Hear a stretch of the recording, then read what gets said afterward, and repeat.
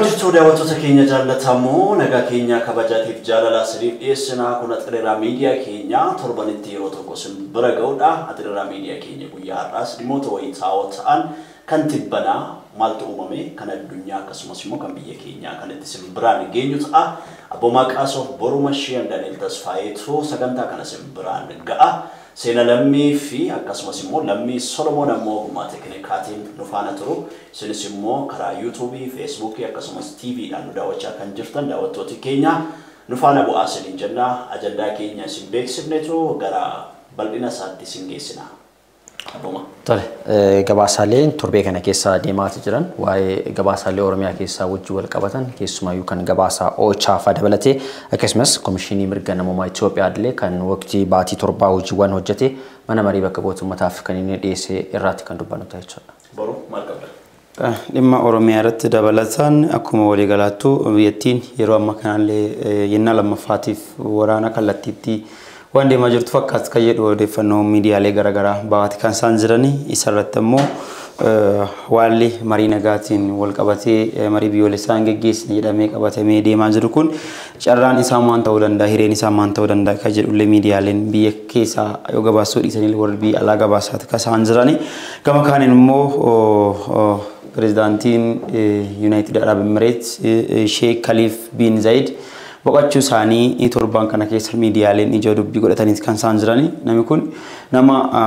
keessaayyuu gaanfa Afrikaatirraa fedhii guddaa qabanuu fi gaanfa Afrikaatirratti illee hogganoota akka warra Farmaajoo pirezidaantii warra Somaaliyaa jechuudha. Akkanumaan immoo pirezidaantii Siyaasaa Afwerqii illeetti dhiyeenyaan nama hojjetuu fi muummicha ministeera Itoophiyaa Dr. Abiy Ahmed fa'aa waliin illee hidhata guddaa qabu jedhamanii miidiyaaleen irratti kan gabaasaa turan waan ta'eef ijoo dubbii miidiyaalee gaanfa Afrikaatii fi ta'ee jira jechuudha. Itti dabaluudhaan immoo dhimmi nuti irratti dubbannu jechuudha.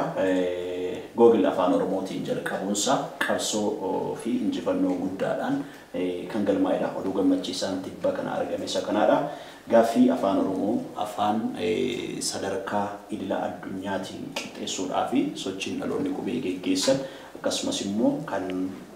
hayyoota Oromoo waggoota darban keessatti dhimma kanarratti wareegamanii fi aarsaa guddaa kaffalanii wal bira qabne jechuudha kan keessatti ilaallu ta'a.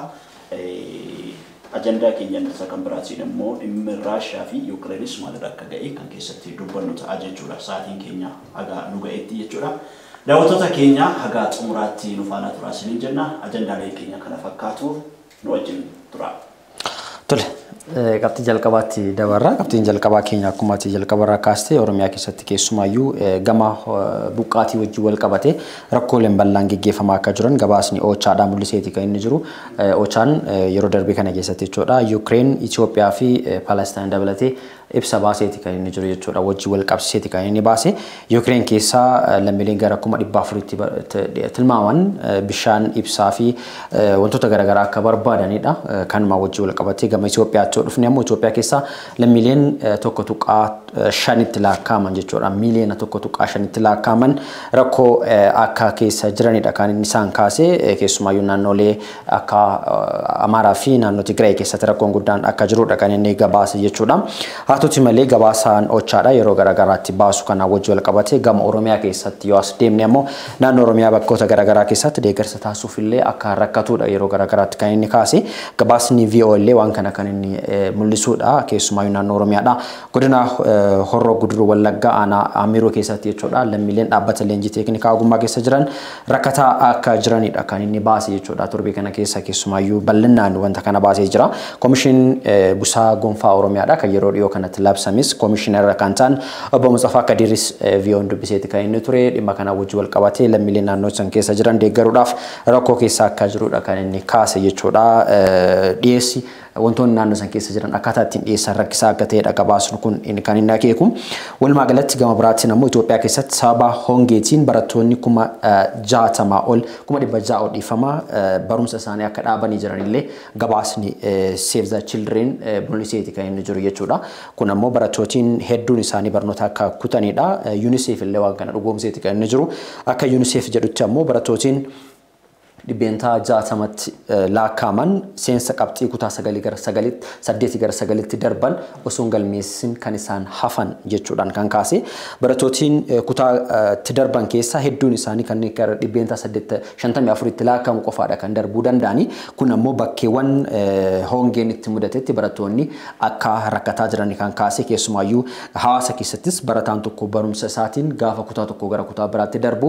osoo kutaa sanitti hin darbin yoo hafe si'a 2-3 yoo rafe psychologically kan inni miidhamuudha hongee kana wajjin illee kan miidhamuudha kana wajjin wal qabsiisee UNICEF Itoophiyaa keessatti rakkoon kun akka jiruudha baaseeti kan inni jiru Save the Children's waan kana dhugoomseeti kan inni jiru jechuudha inni xumuraa immoo kan komishinii mirga namummaa Itoophiyaati komishinii mirga namummaa Itoophiyaa illee baatiiwwan 10 darban kana keessatti jechuudha hojiiwwan hojjetaa ture wajjin wal qabsiisee ibsa baaseeti kan inni jiru mana marii bakka bu'oota ummataafis kan inni dhiyeesse jechuudha iddoowwan 65 ta'an keessatti walitti bu'iinsa akka jiru Itoophiyaa keessatti jechuudha yeroo darbanii keessumaayyuu ji'oota 3 kana keessatti lammiileen 400,000 fi 50,000 ta'an buqqaanii akka jiranis baaseeti kan inni jiru lammiileen miliyoona 1.5 ta'an naannolee 5 keessa buqqaanii akka jiran illee kaaseeti kan inni jiru lammiilee kanaaf dhaabbileen garagaraadha jechuudha tursiisa yeroodha 47 dhiyaatu akka dhaabee jiruuf illee baaseeti kan inni jiru jechuudha walumaa galatti rakkoon kunis kan jiru ta'uu isaati inni biraa kan rakkina beela naannoo Tigraay wajjin wal qabatudha rakkinni beela naannoo Tigraay keessa jiru wajjin wal qabate lammiileen hedduun isaanii Tigraay gallakkisanii gara naannoo Amaaraatti illee godaanaa akka jiran illee baaseeti kan inni jiru VOM faati gabaasaniiti kan isaan jiranii keessumaa magaalaa akka Soqotaa faatti illee baqatanii akka galaa jiranidha kan inni gabaase daa'imman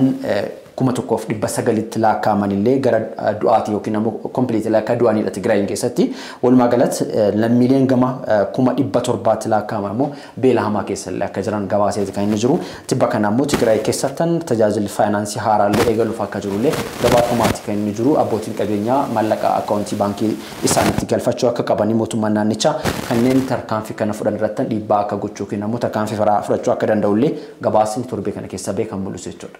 Ayyee asirratti ture waluudhaaf amma haalli gargaarsa biyyattiin kun barbaaddu yeroodhaa gara yerootti jechuudha laafachaa dhufeeti kan inni jiru jechuudha keessumaayyuu erga Itoophiyaan agwaa keessaa erga isheen baate dinagdeen biyya kanaa laamsha'eeti kan inni jiru kanarratti keessumaa biyyooti gaanfa Afrikaa kun biyyooti sadarkaa biyyoota addunyaa sadaffaa keessa jiraatan sadarkaa sarara hiyyummaa keessa warra jiran gargaarsa dhaabbata idil addunyaa fi biyyoota gara lixaatiin kan isaan socho'anii dhaabbilee baay'een biyya kana keessatti jechuudha keessumaa gaanfa Afrikaa kana keessatti hojii hojjechuudhaan lammiilee jireenya gadadoo keessa jiraatan gargaaruudhaan mana barumsaa ijaaruudhaan ijoolleedhaaf dabtara bituudhaan warra beela'an beela baasuudhaan sochiin isaan taasisaa turan bara kana keessa jechuudha keessumaayyuu laaffatee lammiilee baay'een immoo rakkoo biyya keessatti dhalateen immoo yeroo isaanitti gargaarsa namummaa eeggatan ta'eeti kan inni jiru amma dhaabbileen gargaarsaa idil addunyaa jiran fuula isaanii jechuudha akka durii Itoophiyaadhaaf ifaa akka hin taane faara tolaadhaan biyya kana keessatti socho'anii hojii isaanii hojjechuun danqaaleen garaagaraa isaan mudachaa akka jirudha kan mudachaa jiru kanaan wal qabatee immoo kan miidhamaa jiru mootummaa utuu hin taane lammiilee siivilii ta'an deeggarsa kanaan jiraachaa turan irra jireessi isaanii jechuudha rakkoo hamaatiif yeroo isaanitti saaxilamanii jiranidha utuma hongeen jiraatin utuma waraanni jiraatin iyyuu lammiileen biyya kana keessa jiraatan irra jireessi isaanii gargaarsa dhaabbata idil addunyaatiin kan jiraatan baay'ee isaanii jechuudha kan jiru dhaabbilee baay'een isaanii wajjin walitti hidhateeti kan inni biyya kana keessa socho'u inni yeroo dhiyoodhaa asitti ta'ee garuu rakkoo biyya kana keessatti uumameef dhalateen wal qabatee namni qeessaarraa buqqa'e dachaan dabalaa jiraachuun humna mootummaa Itoophiyaati ol ta'e jechuudha kan inni jiru mootummaan biyya kanaa kaazinaa guddaan qabu kuufatee lammiilee koo gaafa rakkinaa kanan ittiin gargaaraa kanaanan du'arraa baraaraa kanaanan beela baasa kanan nyaachisa kanan obaasa wanti inni ol kaawwatee jiru hin jiru harkaa gara afaaniiti jechuudha jireenyi biyya kana keessa jiraatu itti dabalee immoo siyaasii wal xaxaan biyya kana keessa jiru immoo lammiilee baay'ee rakkinaatiif yeroo itti saaxilee jiru jechuudha gabaasi oochaan baasee kan UN jechuudha tibba kana kanaadha kan inni argisiisu atireeraa keenya yeroo darbeetiin keessumaa gara lixa Oromiyaatti gargaarsi adeemaa kan jirre geeffamaa kan jirre yeroo adda addaatti ibsaa turre jechuudha erga sana booddee gabaasi ochaan qabatee ba'e inni tibba kanaa jechuudha waan adda isa godhu lixa Oromiyaa irratti illee xiyyeeffatee gabaasa qabatee jechuudha kan inni ba'ee jiru akka haalli gargaarsaa namoomaa jechuudha gara lixa Oromiyaatti geeffamaa jiru hammaataa ta'e akka jirudha jechuudha gara sanatti lammiileen 500 ol ta'an buqqaanii ammallee gargaarsa argachaa akka isaan hin jirredha kan inni kaasee jiru keessuma adda adda baasee jechuudha Wallagga lixaatti 11,000 kan ta'an jechuudha manneetiin barnootaa 184 kan barattoonni 89 ta'an jechuudha barnoota isaanii addaan kutuudhaaf itti dirqamanii gara sanatti jechuudha hojii ala ta'e jechuudha kan jiru Wallagga Bahaa keessatti lammiileen 36 ta'an jechuudha manneetiin barnoota 144 cufamanii akka jiran gabaasaa kana keessatti ibsee jechuudha kan jiru barattooti 62 ta'an jechuudha Wallagga Bahaa keessatti barumsa addaa kutuudhaaf dirqamanii akka isaan jiranidha jechuudha inni kun rakkoon isaa sababa humnootii hidhattoonni naannoo sana jiran warra akka faannoo fa'aa namoota baay'ee qeerraa waan buqqisaniif kun kan ta'edha jechuudha gara sanatti kan dhaga'amaa jiru addatti immoo lammiileen buqqaan kana keessa kan jiran jechuudha dubartoonni 42 ta'an akka isaan kana keessatti argaman dubartooti hoosisan duwwan jechuudha dhibbentaan isaanii 42 akka isaan ta'anidha daa'imman umuriin isaanii waggaa 5 gadi ta'e immoo gara 22 kan ta'an warra qeef qabeenya isaaniirraa buqqaan kana keessatti akka isaan argamanidha oduun dhiyeenya bahe immoo amma yeroo waqtiin kuni waqtiitti namni arfaasaan roobee jirudha namni hin qotataa hin makarataa warri humnoota faannootiin qeerraa buqqaanii bosonatti godhanii jiran kun achi buutee isaanii namni faana isaanii dhaga'ee isaan deebisuudhaaf yaadallee hanga ammaatti akka hin jirredha yerootti sila xaa'oo fudhatanii qotatanii egeree jireenya isaaniif illee abdiitti godhatanitti ammallee bosona keessa jiraachaa kan jiran maasiin isaanii ammallee qotameen akka jiru ijoollee isaanii bosona keessa akka jirtu barumsa dhabdee akka jirtullee gabaasni gara sanaa ba'aa jiru kan argisiisudha jechuudha lammiileen kun nyaata dhabanii akka isaan jiran fuulduraaf illee rakkoon ulfaataan namoota kana mudachuu akka danda'u odeeffannoo gara sanaa ba'u kan argisiisaa jirudha boru waan sirka jirutti dabale. Egaa abboomaa fi daaniin waan bal'aa ibsanii kan jirtan waa'ee hongeetiin wal qabatee rakkoo Oromiyaa keessa jiru bal'aa isaa ibsanii kan jirtani dhaabbileen mirga dhala namoomatii fi falman keessaa koomishiniin mirga dhala namaa Itoophiyaatillee rakkoo nagaa biyyattii keessatti deemaa jiruu fi iddoowwan walitti bu'iinsi itti dhalataa jiran gabaasa isaatiin addeessitti kan inni jiru gama kaaniin immoo akkuma kanaan dura dubbataa turredha ochaanillee waa'ee Oromiyaatiin wal qabatee Oromiyaan naannoo waraanaa keessatti gaggeeffamaa jirudha keessaa yu ofishaalii karaa paarlaamaa biyyattiinis ta'ee gama caffee Oromiyaatiin waraana guutumaan guututti akka eegalanidha keessaayyuu eegaa waraana dhaabnee jira jedhanii humnooti TPLF waliin yeroo dhukaasa dhaabuu isaanii ibsanii as gara Oromiyaatti fuula isaanii deebisanii hidhattoota qulqulleessuun ture jedhuun Oromiyaa keessatti waraana labsanii akka turan beekamaadha. Kanaan immoo waraana keessatti namoonni nagaa miidhamuun waanuma beekamaadha warra dandeettii waraana hoogganuu qaban ciccimaa ta'an warri akka Raashiyaa fa'aa warra akka Yuukireen fa'aatiyyuu namoota nagaa marasa sarka isaaniitii ba'uun ajjifamaa akka jiran addunyaatti yeroo himaa jiran kanatti humnootiin dandeettii waraanaa hin qabne kun immoo namoota nagaa fixuudhaaf wanni duubatti isaan deebisu waan jireef kanaan wal qabatee dhaabbileen mirga dhala namaatti falmanillee asirratti akka isaan xiyyeeffannaa kennaniif gaafatamaati kan inni ture haa ta'uti garuu kun ammallee akkuma itti jira keessaayyuu amma koomishiniin mirga dhala namaa Itoophiyaa naannoo Somaaleetti bifa Oromoota karrayyuu yookiin immoo warra Gadaamichillee irratti raawwatame wal fakkaatuun warra gosa ashikoo irratti warra sirna aadaa gaggeeffataa jiru bulchaa gosa adootaan filatuuf deemanu bitootessa 11 fi 12 magaalaa Bombaasaa keessatti namoota 400 ol ta'an walitti deebi'anii irratti humnootiin addaa naannoo Somaalee dhukaasa banuudhaan nama 11 fixuu isaaniitti kan gabaafame egaa kun maamudhisaa amma yeroo waraanni gaggeeffamuutiif mootummaan tokko yeroo biyya bulchiisaa fi wahaala itti ulfaataan jiru dhiibbaan diinagdee dhiibbaan hawaasummaatii fi siyaasa yeroo itti godhamu irratti namoota dandeettii waraawwachiisuu hin qabne kan inni angeessu jechuudha kanaaf yookiin mutuwachuu dhabee harkaa ba'uu danda'a warri inni hoogganu kun namni meeshaa harkaa qabu kun yoo seeraan hoogganamne nama balleessa mootummaan haa ta'u beekin illee ta'e beekee jechuudha qaamoleen hidhatan kun warri qawwee harkaa qaban kun yoo seeraan hin hoogganamne ta'e badii gurguddaa akkasaan raawwatuu danda'an waggoota afran sadan darban kana keessatti hubateera jennee tiikaa yaannu haa ta'uti garuu ammallee qaamoleen nagaa kun lafuma miiraan faguutamanii fakkeenyaaf amma ibsi mootummaa naannoo Oromiyaa irraa kenname karaa humnootii nagaa Oromiyaatiin gaafa jechaan Oromoota Karrayyuu irratti raawwatamu miira keessa galuudhaan namoonni humnootiin miseensonni waan ajjeefamanii miira keessa galanii abbootii gadaa ajjeesuuf kan isaan dhaqqabsiise jechuudhaan kan saabsanii turani. Kun hidhattoonni miiraan guutamanii tarkaanfii fudhatu taanaan yoo seeraan hin bitamne taate lammiilee biyya tanaa fixuu danda'u jechuudha. Waan meeshaa harkaa qabaniif nama barbaadan ajjeesuu danda'u jechuudha. Kanaaf qaamoleen akkasii kun badii gurguddaa akka isaan raawwataa jiran Komishinii Mirga Dhala Namaa Itoophiyaatti illee ibsa baasee mirkaneesseeti kan inni jiru. Kanaan wal qabatee ammoo ajjechaan cinatti immoo waan beelaa waan hongeetii fi rakkoolee gara biraatiin wal qabatu irratti Oromiyaa keessatti dhagabaas miidiyaalee homaan hojjannee haa ta'uti garuu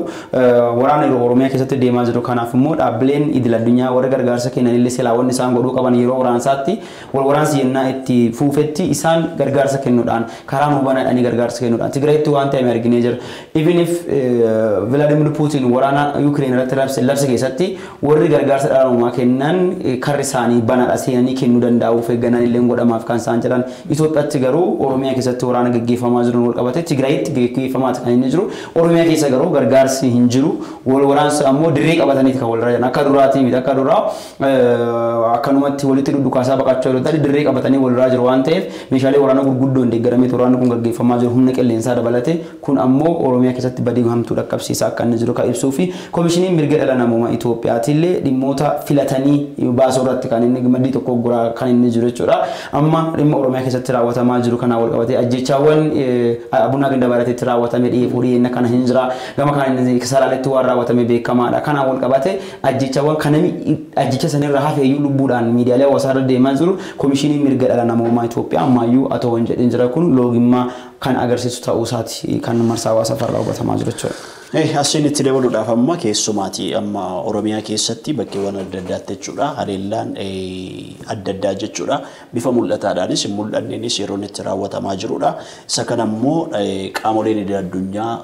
kan isaan dhaga'anis hin dhageenyes hedduu ta'uu danda'u keessumaa jechuudha. Dhageettii baay'ee argachaa kan jirre xiriiraa keenya torban darbee keessatti kaafneeti kan nuti jirru kaafawwanis ibsasaa guyyaa kamisa darbee baaseen akka ibsee jirutti jechuudha. Haleellaan Oromiyaa keessatti lammiilee nagaa irratti raawwatamu kun qaamolee walaba ta'aniin qoratamuutu irra jiraata jechuudha kan inni ibsee jiru jechuudha. Ibsasaa keessatti haalli Oromiyaa keessa akka isa yaaddesse humnooti faannoo akkasumas immoo haleellaan milishootaan jiraattota irratti geggeeffamu yoo dhaabbachuudhaa baate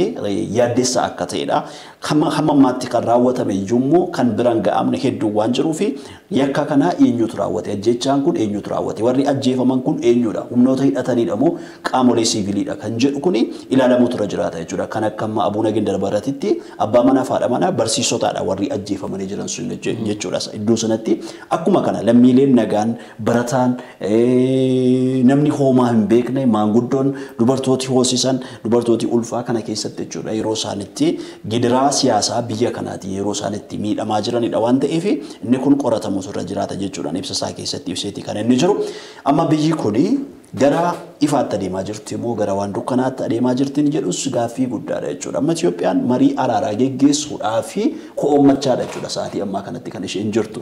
Wanti amma mootummaan itti adeemaa jiru biyya kanaafis immoo mariin siyaasaa barbaachisaadha jedhee kan addunyaanis immoo Itoophiyaa itti abdattee jirtu biyya kana keessattis lammiileen biyya kana keessa jiran kan isaan abdatanii jiran hamma amansiisaadha. Hamma immoo bifa nagaatiin adeemaa jira. Gara sanatti deemuudhaaf sablammoonni biyya kana keessa jiran hammam amantaa qabu waan kanarraa hammam mirga isaanii eegsifachuudhaaf yookaas immoo waan amma Itoophiyaan marii araaraa marii biyyaalessaa jettee adeemaa jirtu kun hammam amansiisaa ta'ee biyya kana gara boqonnaa haaraatti ceesisa inni jedhus immoo gaaffii guddaadha. Ittuu waraanni hammaachaa jira ittuu lammiileen nagaan ajjeefamuun ittuu wanti garaagaraa jechuudha.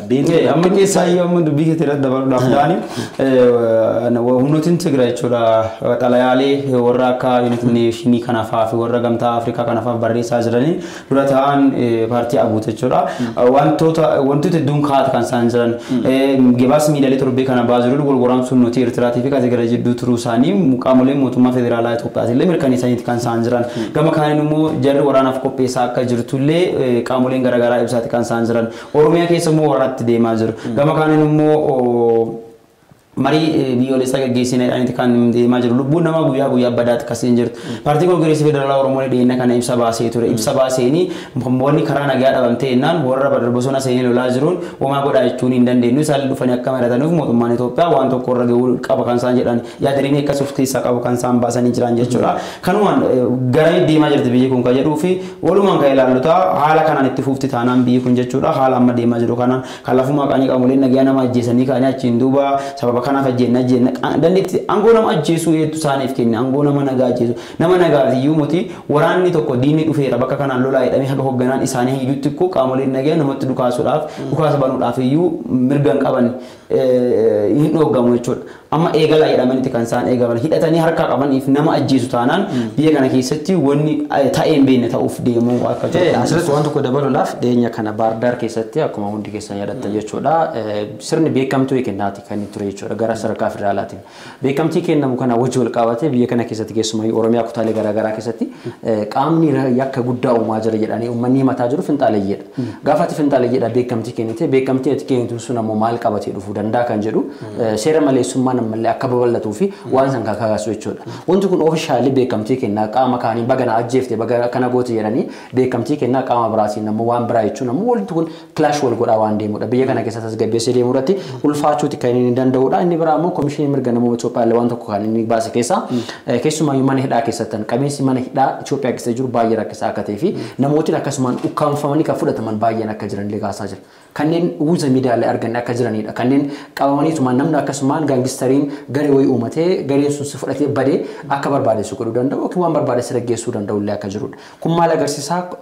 Itoophiyaan ulaagaalee akka addunyaatti jiran kanneen dhaabbata mootummoota gamtoomaatiin beekamtii qaban kanneen human rights irratti jiran hedduu keessatti mallatteessiteeti kan isheen jirtu. Sanniin sarbaati kan inni jiru. Adeemsa sun sarbamuu irratti akka argamudha. Mirga namummaa namaallee sarbamuu irratti kan inni argamu jechuudhaanis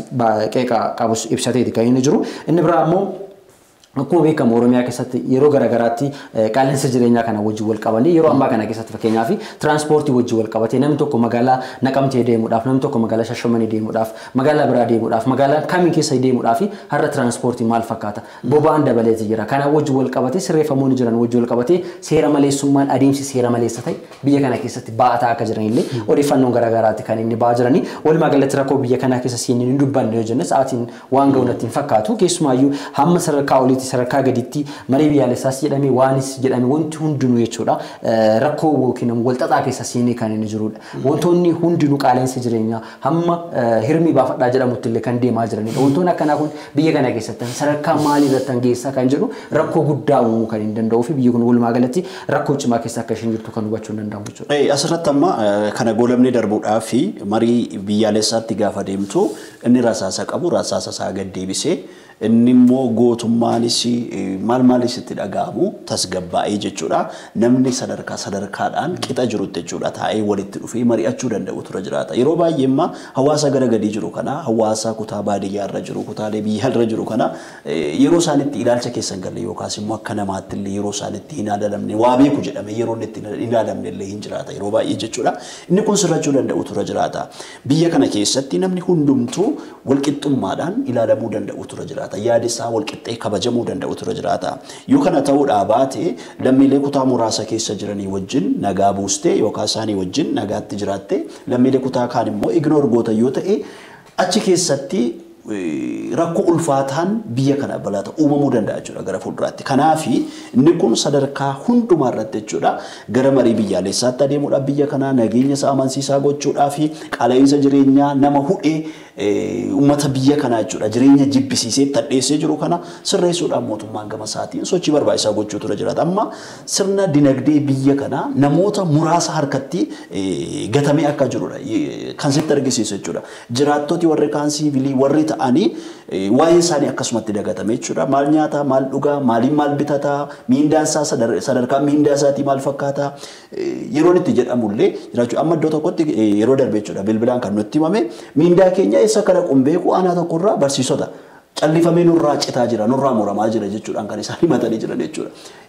Inni kun maal sitti argisiisa jechuudha qaala'insa jireenyaa ulfaatee jiru keessatti aanaan godinni kan hin beekne aanaan tokko callisee jechuudha miinda barsiisotaa irraa kutee yeroo inni itti akka barbaade gochaa jirudha jechuudha. Inni kun sadarkaa gara gadiitti jechuudha caasaa dhumti mootummaallee dhibuun namni barbaade kiisii kee keessaa waan barbaade akka inni saamu yeroo itti godhamaa jirudha jechuudha sa'aatii ammaa kanatti inni kun sirreeffamee toora qabachuu danda'u ture jiraata jechuudha. Gara fuulduraatti gara ajandaa keenya sattaanutti yoo ceene gaarii fakkaata. Gara sa'aatiin kennallee nu jala deemaati kan inni jiru natti fakkaata. Gara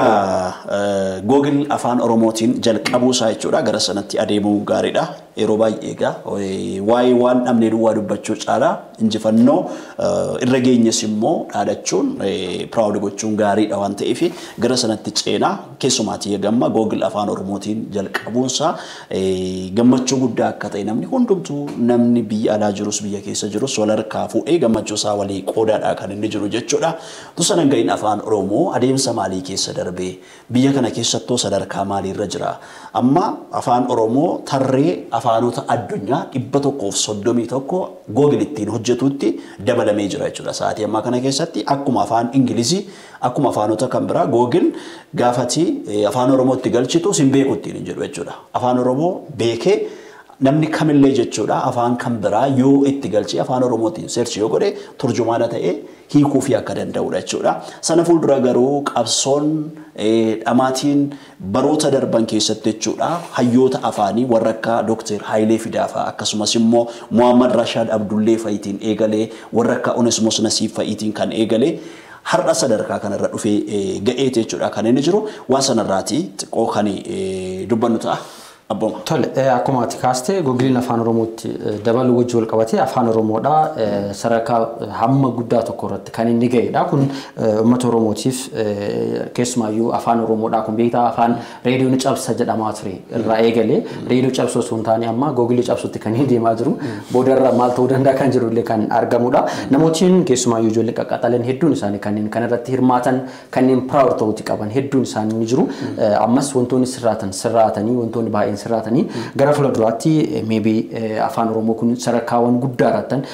ga'uu kan hin danda'u kana caalas deemuu kan hin danda'u jechuun danda'ama. Qorannoowwan garaagaraa dhiyeessuudhaaf akka duraa sarrakkachuu wajjin wal qabatee namoonni qorannoo garaagaraa bal'inaan dhiyeessuu danda'an hedduun isaanii Google Translate kanatti fayyadamaniitiin wantoota baay'ee hojjechuu kan isaan danda'anidha. Walumaa galatti afaanota Afrikaadhaa kan 10 ta'utti tajaajila akka eegaleedha kan himame jechuudha Googleedhaan afaan Oromoodhaa afaan Tigriffaa akkasumas Tiwiin Bambaaraa Iwiin Kiriyoo Lingaalaa Luganda Speedy fi Tsonga afaanota jedhamanidha. Afaanota kunniin afaan Bambaaraa fudhannee Maalii keessatti namoota afaanicha dubbachuu danda'an kanneen miiliyoona 14tti lakkaa'aman kan inni qabudha. Akkasumas Iwiin Gaanaa keessatti namoota miiliyoona 7tti afaan kana dubbachuu akka danda'anidha kan inni himamu. Walumaa galatti afaan Oromoo galmeewwan gara 200,000 fi 80,000 qabaachuudhaan afaan kana gara sadarkaa sanitti ga'eeti kan inni jiru. Kun adeemsa guddaa keessatti keessumaayyuu biyya kana keessatti afaan Oromoodhaa afaan hojii mootummaa federaalaa haa ta'u jechuudhaan gaafiin uummanni Oromoodhaa waggaa dheeraaf gaafataa ture yeroo inni haquuqqamee dhaabbatee callisee tan eenyuyyuu quba hin qabaatinitti afaan Oromoodhaa afaan federaalaa goone jedhanii gaafa afaan paartii godhanii uummata gowwoomsuudhaaf adeemsuun akkas yeroo mul'atutti afaan Oromoodhaa afaan Google ta'uun dhugamatti ammas uummanni Oromoodhaa waan barbaachisaa ta'e gaafii gaafataa jiru san karaa saayintifikaa hedduun gaafatee deebii argachuudhaaf carraaqqeen ijoolleen Oromoo taasisaa jiraniin milkaa'uu akka danda'u kan namatti agarsiisedha. Asirratti boruutti dabalta amma afaan Oromoodhaa uummata miiliyoona 50 oliin akka inni dubbatamudha. Kun gaa uummata Oromoo duwwaa akka ta'edha. Afaan kun amma Keeniyaa keessatti, Ugaandaa keessatti akka inni bal'inaan dubbatamudha jechuudha. Afaan Oromoo afaanota kan baay'ee adda isa godhu jechuudha. Namni barachuudhaaf illee salphaatti understand gochuudhaaf sabaaf sablammiin addunyaa kanarra jiraatu hubachuudhaaf kan isa gargaaru keessa jalqabuma gaafa bocamu qubee daatiiniitiin bocamuunsa waan guddaadha jechuudha. Hayyooti sun hammam akka isaan qaroo ta'an kan sitti argisiisu jechuudha. Inni kuni amma keessumaati yeroo Dr. Hayilee Fidaafaa biyya Jarman ta'anii hirmaata dubbii afaan Oromoo bara 1973 akkasumas immoo Muhammad Rashad Abdullee faa fura afaan Oromoo jedhanii bara 1973 yeroo isaan kitaaba xiqqoo godhanii yeroo isaan baasan sana wanti sun waan salphaa fakkaate. Ibiddi sun garuu gara dhaloota qubeetti ce'ee achii booddee immoo dhalooti qubee kun immoo dhufanii ba'anii sadarkaa kanarraan immoo isaan immoo dabaree isaanii jechuudha gita kana ga'anii qilleensatti akka inni sadarkaa addunyaarra ga'u godhaniiru gama afaaniitiin hojiin hojjetame jechuudha hayyoota Oromootiin guddaa ta'ee akka jiru jechuudha kan argisiisu. Keessa yamma wanni guddaan afaanumti kun galmaa'uudha malee akka warri akka Dr. Alee Fidaa fa'aa warra akka Baroosumsaa fa'aatti ilaalaa turan warra akka Sheek Mahamad Rashid fa'aa ittiin rakkataa turan afaan kana uummata kun akka ittiin barreessu akka ittiin dubbatu godhanii akka isaan yeroo dhiibbaan gurguddaan sun ture sirni mootii yeroo dhiibbaa akkasii godhaa ture san keessatti isaan sadarkaa kanarraa warra akka Jeneraal Taaddasaa Birruu fa'aa gatii guddaatti kaffalaniiti warri kun nama kanaaf isaan jettee yaamuu hin dandeettu dhaloonni kun dhaloonni qubee warri jedhaman kun nuti warra lubbuun hin turanii iyyuu hin turan malee hojiin kun haa milkaa'uu malee hin turanii baga sadarkaa kana tursiisuu qaban hin turre waggoota 30 jechuun waggoota 13 jechuudha kan inni tursiise jechuudha afaan googiliin godhin jechuudha yookiin afaan kanarra darbee afaan deemuu danda'u afaan uummanni miiliyoona 50 ol dubbatudha biyyoota addunyaa kana gubbaa latti Oromoon namni afaan Oromootiin nagatti wal bultanii waliin hin jenne hin jiru walirra dhufee jechuudha nama lama ta'aa malee nama sadii ta'aa biyyuma addunyaa kana gubbaa jiran afaan Oromootiin latti itti namni waliin nagaa waliin fuune hin jiru jechuudha Oromoo lamaan jiru santi dubbata malee jechuudha kanaaf hin turan jechuun hin danda'amu garuu milkaa'ina guddaadha waan guddaadha kumbo gaaffii uummanni Oromoo gaafataa ture keessaa afaan hojii mootummaa federaalaa godhamedhanii afaan Oromoo yeroo itti gaafatamutti afaan biraa shan afaan paartii keenya godhaneera jedhanii garuu jeesanii afaan paartii isa ta'e illee arginu afaan paartii isaaniitu kasee argine gaaffiin uummataa sun kufee lafa akka inni jiru beekamaadha isaatiin keessaan deemaa jiru waan nuun jedhaniif gara ajandaa keenya kan itti aanutti yenna daranii gaarii natti fakkaata. Asirratti amma keessumaati waa'ee afaanii kana goolabuu inni darbuudhaaf amma sochiin eegalame Google afaan Oromootiin jalqabee jechuudha kan inni jiru ammayyuu hojii guddaa akka fedhammaa keessumaa biyya kana keessatti ijoolleewwan teekinooloojii irratti addarrummaadhaan hirmaachaa turan keessaa jechuudha warra akka ammaa Abdiisaa Baancaa Jaarraafaa ijoolleen akkasuma biyyoota Ameerikaa Ingilizii keessa ta'anis tiimii jabaa uumanii jechuudha hojii kana milkeessuu keessatti waan guddaan hojjetameera amma Facebook irratti al takka takkan argita jechuudha namooti meerree Google Translation afaan Oromoo Googleedhaan jalqabeera maal jedhanii jechuudha namooti yaada adda addaa kaasan hin jiraatu. Hojiin akkasii jalqabbiinsaa waan gaariidha amma ida'amee jechuudha kan inni jiru afaanota birootti garuu wanti ummati keenya beekuun irra jiraatu hojiiwwan akkasii ammayyuu guyyaadhaa gara guyyaatti update gochuu barbaada jechooti garaagaraa ganaa hiikamanii itti dabalamaa jechuudha kan isaan deeman kanaaf ammuma ka'amee ammuma waan hundumaatti galchitee argachuu dhiisuu dandeessa kanaaf obsaan eeguu barbaachisa hojiin kun milkaa'ee sadarkaa sanarra ga'uudhaaf adeemsa dheeraa waggaa tokko olifaayyuu fudhachuu danda'a jechuudha amma garuu sadarkaa amma jiru kanarratti jechuudha waan sana thank you jedhamee jechuudha gammadamee itti ufeemmoo jechuudha hayyooti afaanii hirmaatanii sirreeffamoota garaagaraa kennaa rakkoolee Google Translation keessatti jiru jechuudha afaan Ingiliziyyuu guyyaa gara guyyaatti update ta'aa jechuudha kan inni deemu gama kanaatiin jechuudha kanaaf ammuma waan muramaa ta'e yookaas immoo waan dhumaa ta'e eeggachuun barbaachisaa akka hin taane asumaatiin dhaamsa keenya dabarsuu barbaanna hayyoota afaanii immoo ammas itti hirmaachuu ijoollee hojii kana hojjetan quunnamuudhaan jechuudha wanta isaan fooyyessuu sirreessuu qaban itti maadeemuu barbaachisaa akka ta'e asumaatiin dhaamsa keenya dabarsuu barbaanna hunda dura garuu Abdiisaan kan inni dubbate keessaa jechuudha utuu biyya kana keessatti namni baay'een afaan Oromoo afaan federaalaa ta'u jedhame namni baay'een itti dhiigee itti du'ee utuu jiru jechuudha Google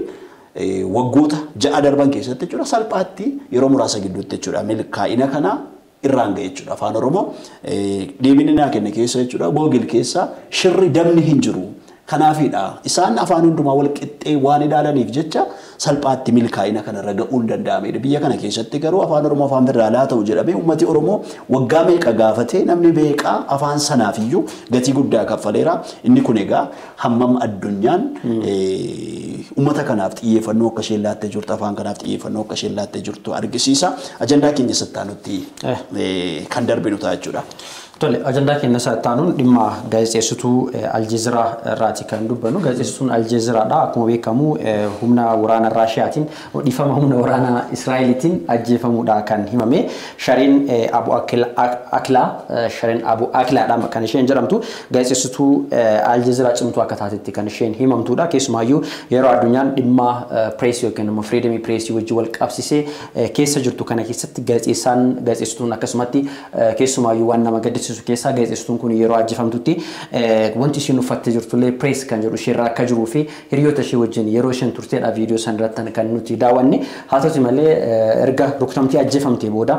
baay'ee tokko kan nama naasise namoota baay'ee akka naasisedha. Sirni geggeessaa isaa gaafa jimaataa yoo raawwatamullee akkaataa sirna geggeessaa sanii charchii keessatti yeroo geggeeffamuudhaaf deemuu wajjin wal qabateeyyuu humni waraanaa Israa'el akkaataa hawaasni ittiin marsee jiru wajjin wal qabatee rakkoon tokko ammas uumuu akka danda'u kan gabaafamaatti kan inni jiru jechuudha. Qaamoleen garaagaraallee ajjechaa ishee kana wajjin wal qabatee International Criminal Courtiin dhimma kana qulqulleessuudhaaf hojjechuu akka qabudha kan isaan baasanii haqa ishee kan argamuu danda'u karaa mana murtii akka idil addunyaa qofaanidha jechuudhaanis gabaasni kun baheeti kan inni jiru jechuudha. Walumaa galatti biyyoota addunyaa garaagaraa keessatti gaazexeessonni hawaasa kanaaf odeeffannoo garaagaraa dhaqqabsiisuudhaaf yeroo isaan lubbuutti dhaban kan mul'atudha. Yeroo isaan akkuma meeshaa qabatan sanii wajjin maayikii fi qalama qabatan wajjin yeroo isaan itti ajjeefaman illee biyyoota akka Maayinaamaar Meeksikoo keessatti yeroo garaagaraa ni mul'ata. Haqni isaanii bahu wajjin wal qabatee keessumaayyuu gama birookiraasiin adda addaa biyya san keessatti uumamu wajjin wal qabatee gaazexeessonni yeroo ajjeefaman iyyuu haqa isaanii argachuudhaaf illee baay'ee tokko akka rakkatamuudha kan himame. Walumaa galatti Shariin Abu Aklaan erga ajjeefamtee biyyootiin garaagaraa akkasumas qaamoleen garaagaraa Israa'eliin irratti qeeqa garaagaraa dhiyeessuu Palestaayinis ibsa garaagaraa baasuu adeemsa akkasii kan turedha. Walumaa galatti torbee kana keessaa gabaasa guddaadha jechuudha. Hayyee boru gara sa'aatiin keenya deemaa waan jiruuf pirezidaantiin Arab Emirates Sheikh Khalifa bin Zayed du'a addunyaa kanarraa boqotaniiti kan isaan jiran dhibee isaan mudatee hordofee jechuudha. Namni kun nama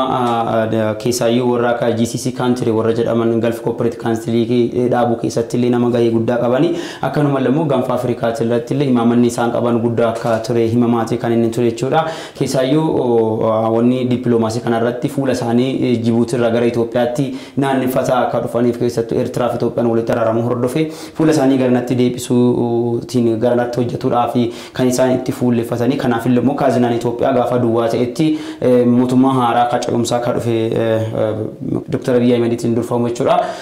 Sabsaayid gochuudhaan illee waan guddaa taphataniiru jedhamaniiti kan isaan odeeffamaa turan jechuudha. Kanuma hordofuudhaan boqachuu isaanii hordofee ministeeriin Federii muummee Federii Dr. Abiy Ahmed illee boqachuu isaaniitti gadda akka itti dhaga'ame illee ibsaniiti kan isaan jiranii. Pirezidaantiin Ijiptii Abdul Fattah al-Siisiin illee kanuma